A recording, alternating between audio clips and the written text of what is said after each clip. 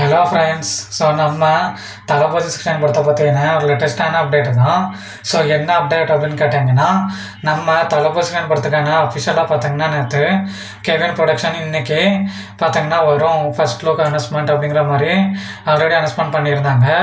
So சொன்ன மாதிரியே பார்த்தீங்கன்னா இன்றைக்கி நம்ம தளபதி சிக்ஸ்டீன் படத்துக்கான அஃபிஷியலாக பார்த்தீங்கன்னா இப்போ ஃபர்ஸ்ட் லுக் பார்த்தீங்கன்னா அனௌன்ஸ்மெண்ட் விட்டுட்டாங்க.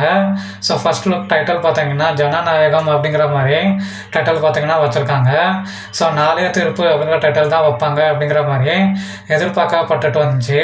ஸோ அந்த நிலையில் இப்போ பார்த்தீங்கன்னா ஜனநாயகம் அப்படிங்கிற டைட்டில் பார்த்தீங்கன்னா வச்சுருக்காங்க. ஸோ இந்த படம் பார்த்தீங்கன்னா ஒரு பொலிட்டிக்கல் சம்மந்தப்பட்ட ஒரு கதை தான். ஸோ அந்த காரணத்தினால தான் அந்த படத்துக்கு ஜனநாயகம் அப்படிங்கிற டைட்டில் வச்சுருக்காங்க. ஸோ இந்த டைட்டில் கூட வேறு லெவலில் தான் இருக்குது.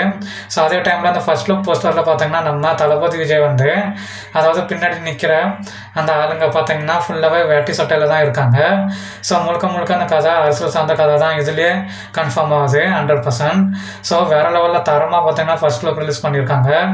ஸோ நண்பா அந்த படம் அரசியல் சார்ந்த கதைன்னா படத்துக்கு ஜனநாயகம்ங்கிற டைட்டில் பக்காவாக சூட் ஆகுது. ஸோ வெயிட் பண்ணி பார்க்கலாம் நம்ம டேரக்டர் யஷ்வந்த் வந்து எந்த மாதிரி படம் எடுக்க போகிறாரு அப்படிங்கிறத.